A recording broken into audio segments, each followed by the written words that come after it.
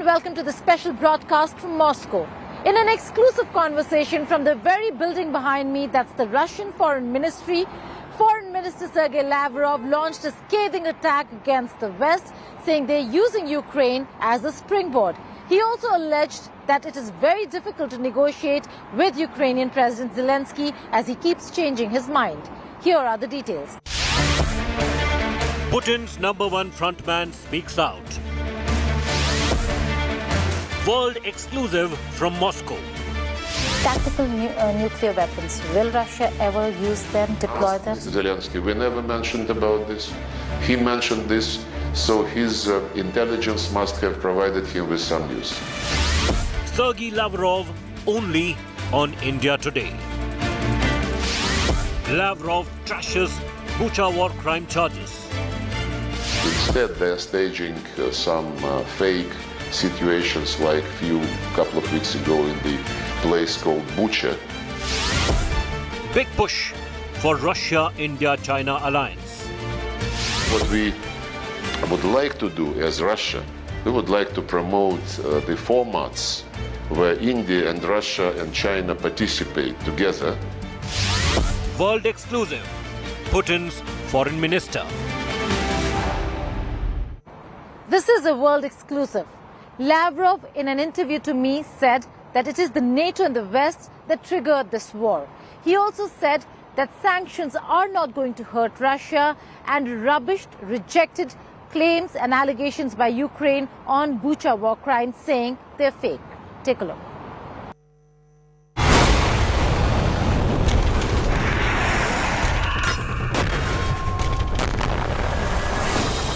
Nearly 60 days of invasion and the Russian war machine is rampaging on.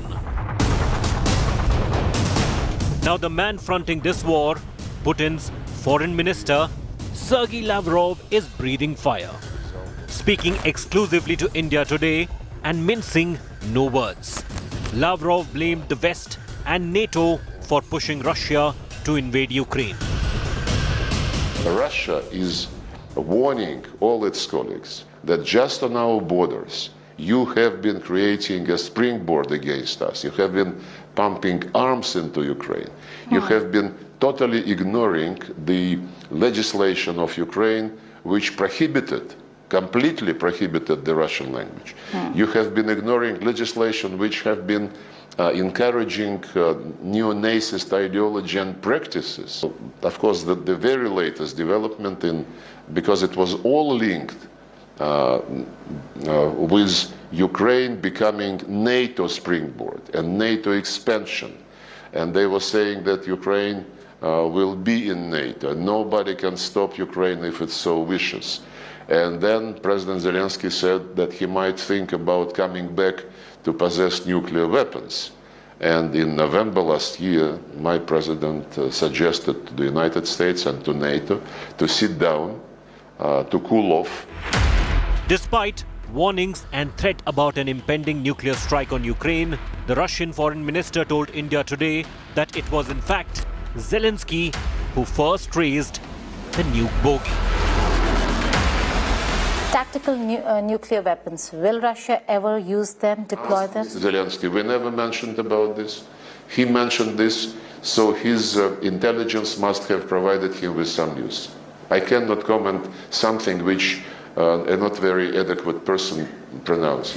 The Russian foreign minister has denied claims of genocide, calling the Bucha massacre a staged fake news by Ukraine.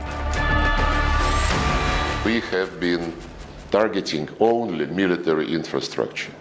Unfortunately, the Ukrainian army and so-called nationalist battalions, which are using Nazi insignia, swastika, which was borrowed from Indian history but twisted the wrong way, and the insignias of Waffen-SS battalions.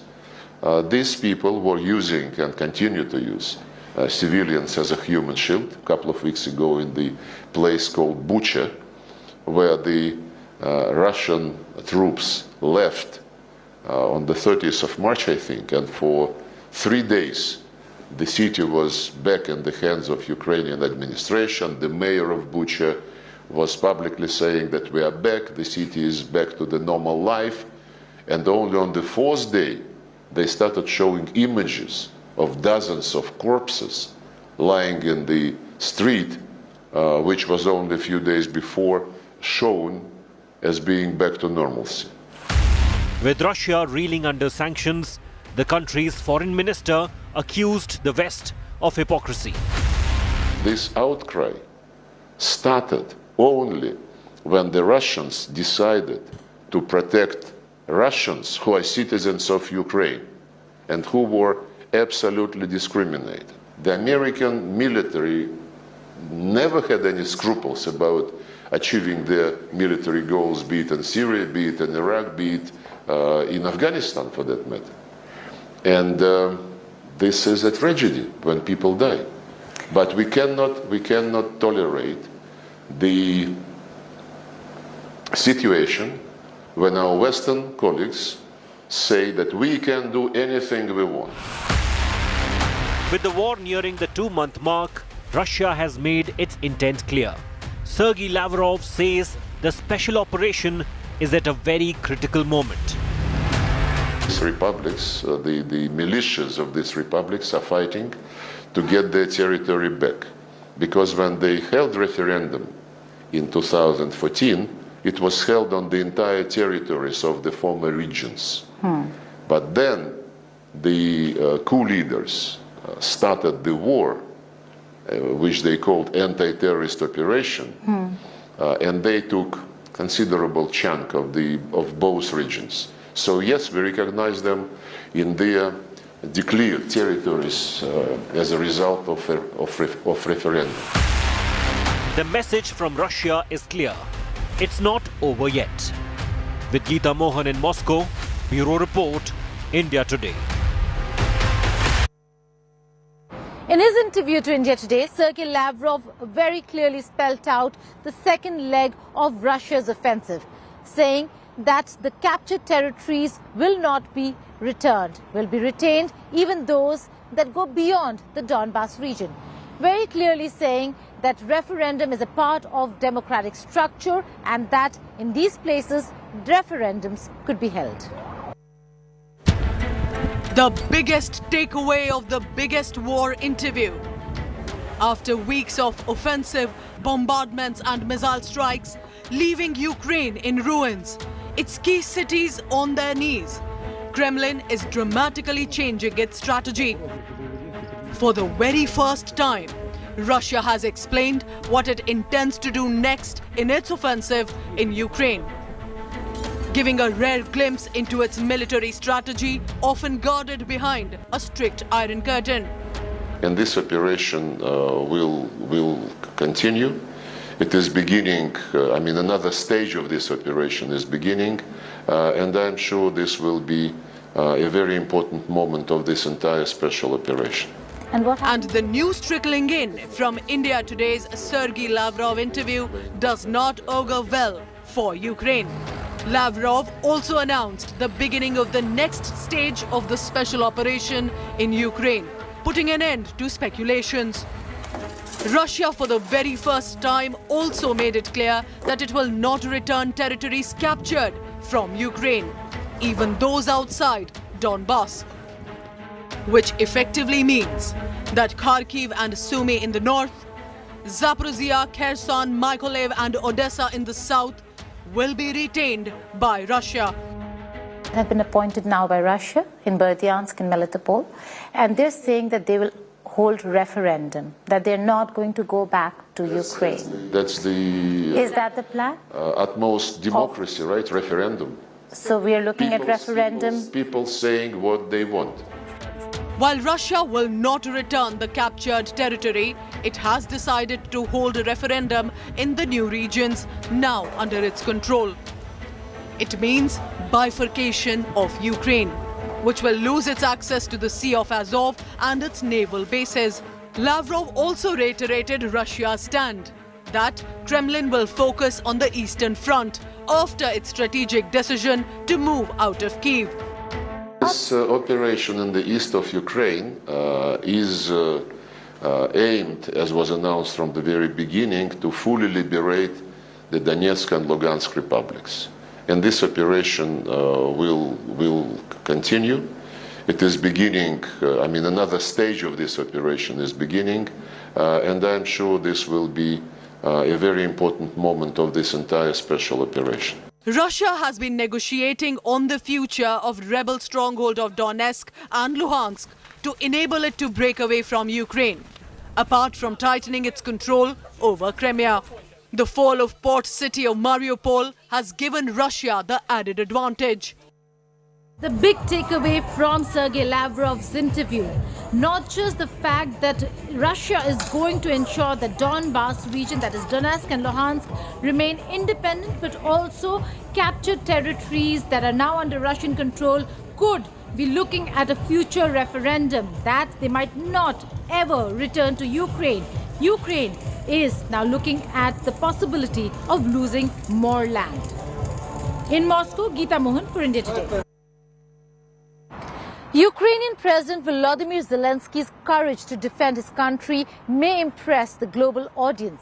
But for Russia, he remains indecisive and a caricature in camouflage. Here is Lavrov detailing out as to why he's calling Zelensky indecisive.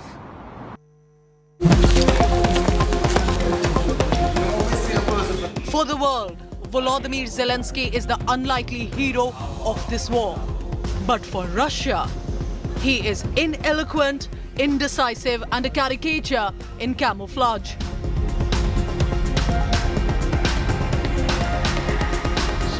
Speaking exclusively to India Today, Russian Foreign Minister Sergey Lavrov was unsparing in his attack on Zelensky.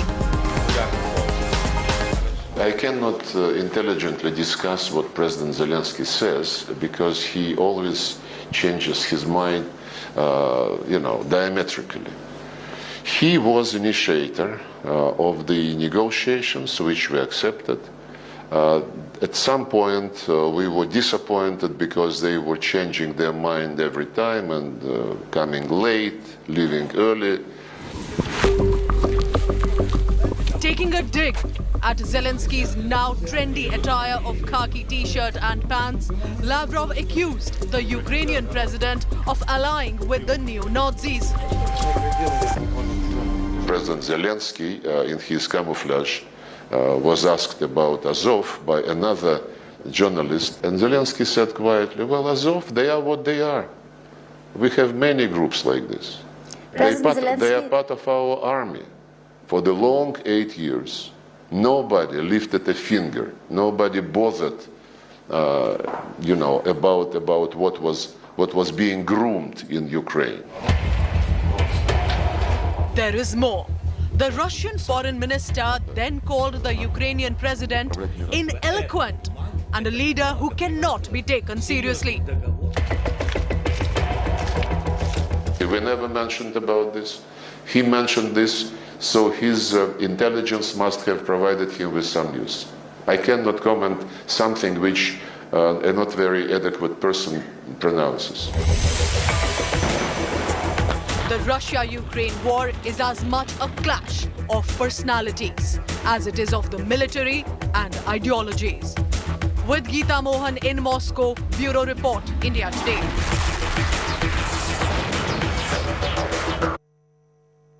India Today is the only network that is bringing you a 360-degree coverage of the war, from sensational interviews to ground reports. India Today's team reached Kharkiv in eastern Ukraine. My colleague Moshmi Singh brings you this report from one of the most affected areas. Reporting from war-zone Ukraine, India Today has now reached Kharkiv. Yes, the Battle of Kharkiv is on. continuous bombardments in a city that we are standing and have arrived in. 40 buildings were targeted on one day, they say, and several calls to the emergencies and the fire stations is what we are listening to. That's the state of emergency in Kharkiv. The point where we are standing right now, this is a marketplace that was bombarded, a missile fired right here, and here you can see how the debris is being shuffled out. The entire house was blown up, a commercial building was blown apart. A bridge behind me is what you see is actually sinking in because it's damaged very badly. And these are the images that we see in Kharkiv. Remember that Kharkiv is the second largest city. It is of great strategic importance to Russia because it gives access to the southern and eastern stretches of Ukraine. And that's why a tooth and nail battle is being fought, a key target for Russia in its eastern offensive. But right now you can see that Kharkiv is trying to pick up the pieces and the battle is on. India Today will be getting you the very latest from ground zero. With video journalist Parminder Sharma, this is Mosmi Singh in Kharkiv for India Today. India Today is reporting from Kharkiv, and we are in one of the shelter homes for the aged, and this is for the elderly people. You can see this is Albina, whose house was demolished. She was stuck in the basement for weeks and then shifted to a subway, which was a bomb shelter. But for weeks she was without clothes and had no help. And thereafter she was brought here to the shelter home, which has become like a blessing for all these elderly. This is Larissa. Larissa has no family and her house was bombed. She had no way to go.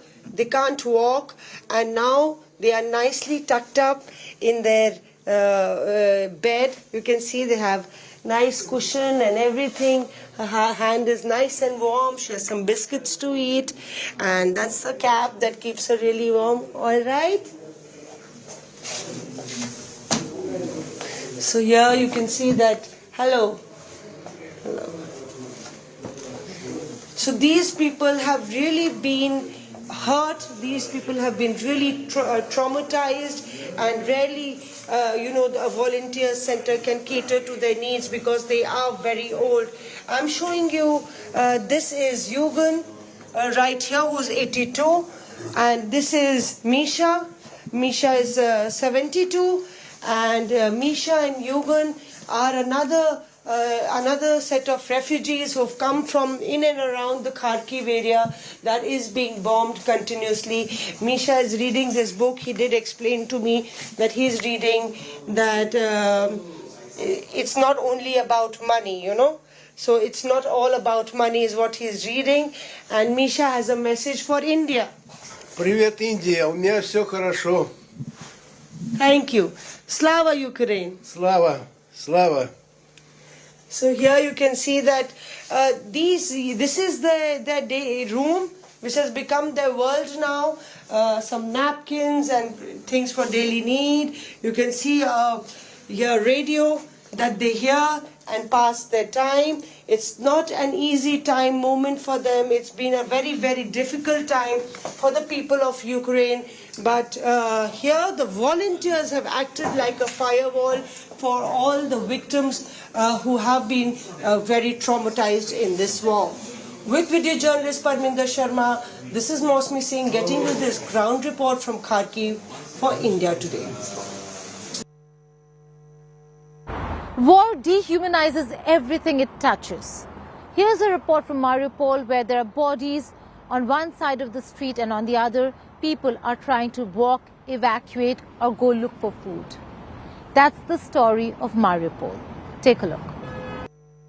Amid war and destruction, Ukrainian soldiers' images of rescuing animals have gone viral on social media. Here's a heartwarming story of how Ukrainian soldiers are helping animals as well.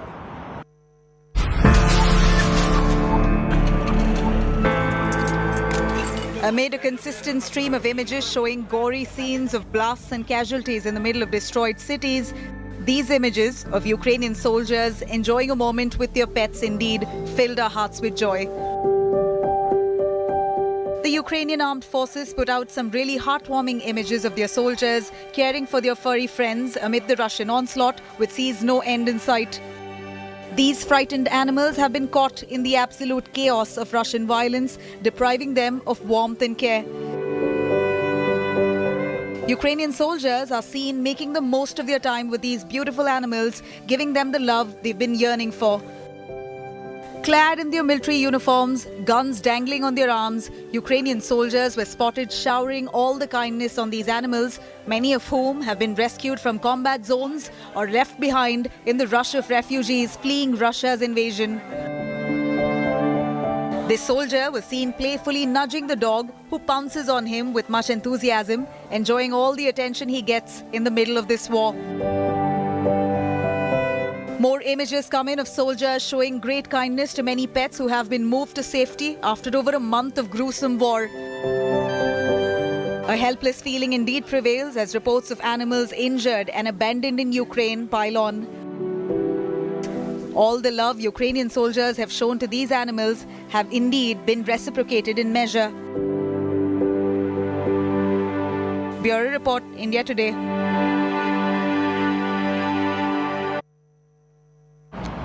That's all on this special broadcast from Moscow. Thanks for watching. Stay tuned to India Today for all the news and updates.